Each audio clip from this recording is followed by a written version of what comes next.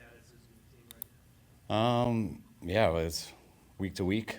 Hoping he can clear all the markers so he can come back and start his practice window. now? Has he missed either meetings or workout sessions or rehab things, anything that would have upset the team in any way, or would have led to him? Have you removed his bonus for next season, the option bonus? Yes, that happened back in July though, so that was other things. But as far as like missing meetings, things like that, any injured player or people are on IR or doing rehab, like their schedule's totally different than the rest of the team. So sometimes they're involved in meetings, sometimes they're not at all. I'm not gonna go through each thing with them, but anytime a guy's on IR and stuff, they're not in the daily routine of meetings. But he has missed them. Yeah, he's missed them. There's been other people on our team that have missed meetings before, but that doesn't have anything to do with his contract. So there still is potential that he could return and play games? Oh, yeah. Yeah. Is the team and him on the same page in terms of where he's at from an injury perspective? Like, does he think he's ahead of where you guys do, or vice versa? I can't tell you that. I'm not getting much dialogue just personally between him and I, and I've been told that it's week to week. So each week I wait to see if he's ready to come back for practice, and haven't got that answer yet. Is he medically cleared by you guys, or? No, he's not.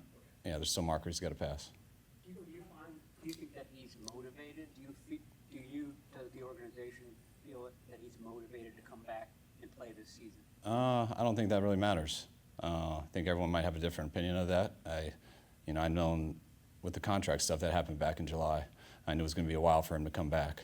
I was hoping to get him back around this time, and we've kind of been going about that, like coaching the team. I don't really deal much with injured players. I was told a few weeks ago he was getting closer, and we haven't made progress in that way so far. So from my standpoint, I'm just waiting for him to get back to practice. Why his guarantee was voided? No, I can't. I'm sorry, maybe it's the same question I couldn't hear, but you want to get into specifics. So what happened in July to cause that voiding?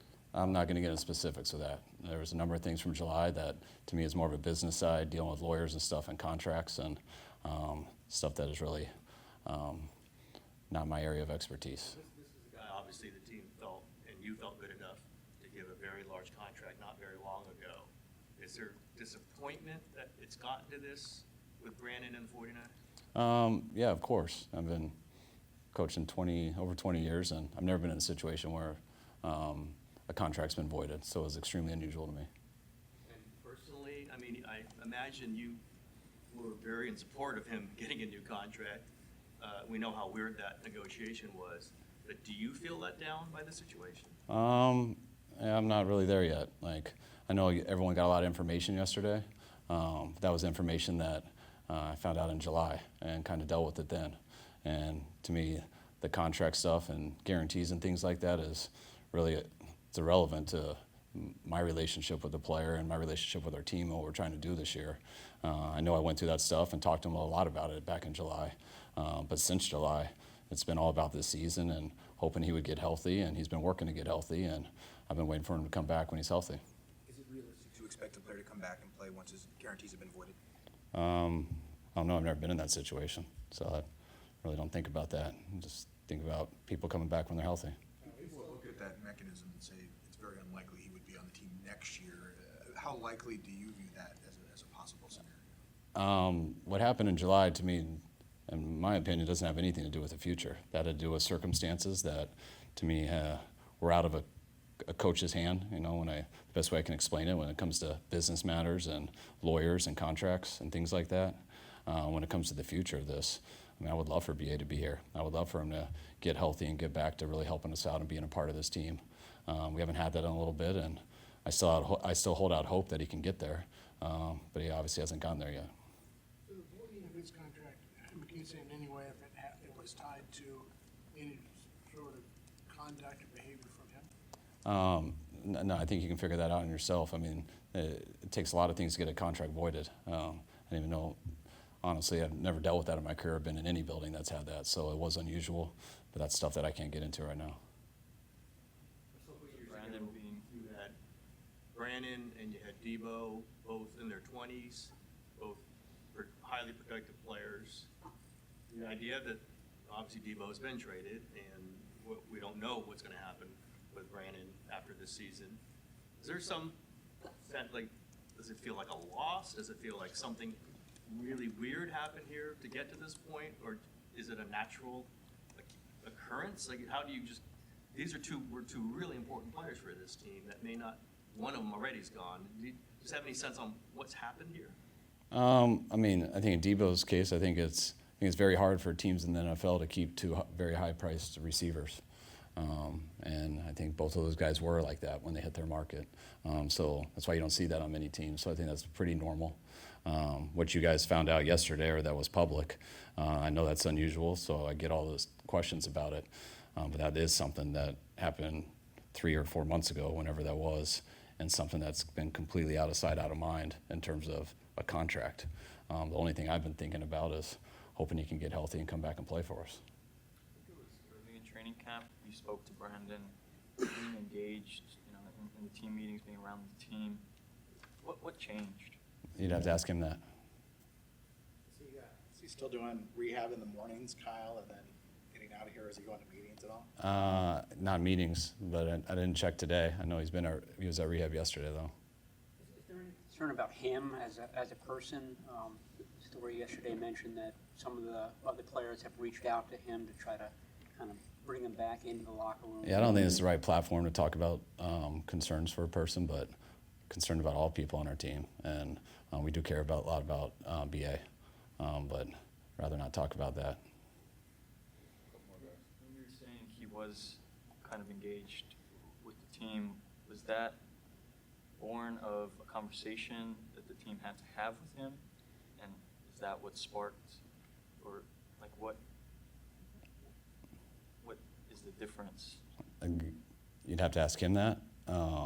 But no, he was a lot more involved in stuff back in training camp and things like that. It's a long year when you guys rehab. We start to go through our game plan meetings, which is why a lot of guys on IR aren't involved in many meetings until they get closer to play.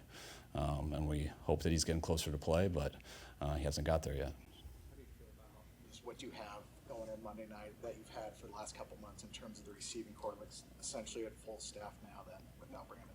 I feel real good. I think our guys have stepped it up all year. We've been in a lot of tough situations, especially earlier on. When we lost Ricky, Juwan not being healthy, D-Rob on a suspension. So I think guys, KB, Sky, all these guys have stepped it up big time. Even the tight ends, with Kittle going out, Luke stepped it up, and I think JJ's at his healthiest point right now that he's been all year, which is awesome. And getting Ricky back last week is a huge step for us. He hasn't been on the injury report, but it seems like he's playing a little bit better. Is it because his health has gotten better? Yeah, no doubt. He had a serious injury back in training camp. I think he missed like 3 weeks and got cleared for week 1. But like you guys been doing all this long enough too. Usually when a guy misses camp because of injury, it takes him a while. And he's battled through that. I know he played through a lot of stuff early on, getting back. But I really feel now he's playing at his highest level, the best he's been all year. And I've seen him improve here over the last 4 weeks. Random question, I'll just ask. You've always deferred when you win the coin toss, go on defense first. At this point, with all the injuries on defense and all your offensive guys mainly coming back, would you think about taking the ball first if winning the coin toss, or is it just strictly you're going to defer and take the ball to start the second half? Well, I usually side with the analytics of what gives you the best percentage to have the most possessions. If we got really worried about the other team scoring first, and we thought being down 3-0, 7-0 was the biggest difference, then I would defer. Then I would choose to have the ball. I don't think really in any absolutes, but it is hard to convince me that the best chance to win is the best percentage of having the ball the most. McCaffrey question, and Ed McCaffrey question. I know that you admired him when you were a teenager. Were you thinking at that point that this could be somebody that I could be in Ed McCaffrey, in 10 years, that sort of thing? I did, because I didn't know enough about football. I idolized Ed and Rod. But that ship sailed, I think, when I was an insecure, very skinny junior. And I was talking to Ed and thinking he'd make me feel better. And I was like, man, but how much did you weigh in high school? You were pretty skinny too. When did you get all big? And he's like, I was a tight end in high school. I had to lose weight when I went to college. And that's when I realized, even though I should have on my own, that we're not at all the same guy. obviously better with Brandon Aiyuk. How frustrating is it when the business of the league overrides the sport? I don't know. I mean, it's any time you have a good player that that has been a part of this team that guys have really loved, and coaches included, and it's frustrating that's not happening right now. And but when you talk about like now and stuff, that's what I kind of went through some of this frustration back in July. But I thought after we went through that, I thought things went pretty well, though, that we would have a chance for him to come back and play for us, and still holding out hope on that. It'll be July before training camp. Yeah, right when training camp started. So whatever that date is, it's that week of July. The conversation you had with him, the focus was to try to eliminate as much of the distraction of his contract situation from the team. What, Try to, from when? when you had that conversation with Brandon in July, about his contract situation, was your focus on trying to eliminate that as a distraction? Yeah, I think it's it was a while ago. So, but no, it was more just when big things happen, you want to talk to guys about it, see where they're at about it, catch up on it, like understand what's going on and get on the same page. And I think that's really what it was about. All right, thanks, guys.